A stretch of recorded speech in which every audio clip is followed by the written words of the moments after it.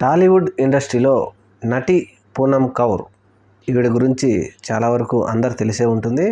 అయితే గత 2 రోజుల క్రితం జరిగిన జానీ మాస్టర్ వివాదంలో ఆవిడ స్పందించింది.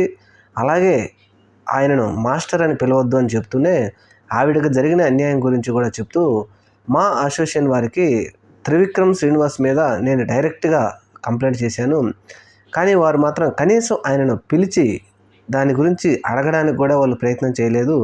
టాలీవుడ్ ఇండస్ట్రీలో కానీ పొలిటికల్గా కానీ మాకు ఎటువంటి రాజకీయానికి సంబంధించిన అనుబంధం కానీ లేకపోతే తెలిసిన వారు కానీ లేకపోవడం వల్లనే ఇక్కడ త్రివిక్రమ్ శ్రీనివాస్ని మా వాళ్ళు కానీ లేకపోతే ఆయన చేసిన పనులకు కానీ చర్యలు ఏమీ తీసుకోలేదు. ఇది ఎంతవరకు సబబు అంటూ ఆవిడ ఒక ట్వీట్ చేయడంతో ఇప్పుడు చిలికి గాలివాన అయిపోయి అసలు ఏం జరిగింది అని చెప్పి కొంతమంది, అసలు ఈవిడ చెప్తున్నది నిజమా కాదా అని కొంతమంది